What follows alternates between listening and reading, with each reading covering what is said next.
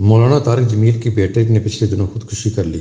इस पर लोगों ने सोशल मीडिया पर तनकीदी गुफ्तगू शुरू कर दी कि अगर मजहब से दूरी के बायस डिप्रेशन होता है तो मौलाना के बेटे को कैसे हो गया, वगैरह वगैरह। इस वक्त मौलाना तारिक जमील गहरे सदमे से दो चार हैं। उन्होंने कहा भी है कि जख्म बहुत गहरा लगा है, जल्दी भरेगा नहीं। ये असल में ताज़ियत का मौका है, ना कि इस तरह की तनकीदी गुफ्तगू का महल। मौलाना के ख्याल से किसी को भी इख्तलाफ हो सकता है, मगर ये इख्तलाफी मसाइल छेड़ने का मौका नहीं है। हमारे माशरे में गैर तालीम याफ्ता देहातों में रहने वाले ताज़ियत के मौका पर दिहाइयों से नाराज रिश्तेदार और दोस्त भी दूसरे के गम में शरीक हो जाते हैं, और वो उस वक्त नाराज़गी की बातें नहीं दोहराते, बस गमज़दा को गले लगाते हैं और उसके साथ बैठकर आंसू बहाते हैं। उस वक्त वो इस बात का ख्याल रखते हैं कि उन्होंने दुख का हिस्सा बनना है, दुख में इजाफा की वजह नहीं बनना। हैरत होती है कि ये शहरों के पढ़े लिखे लोग इस सादा सी बात से वाकिफ नहीं है। जब किसी का दिल गम से भरकर गले तक आ रहा हो तो दूसरों को अपने गले से निकलने वाली आवाज़ों को काबू में रखना चाहिए।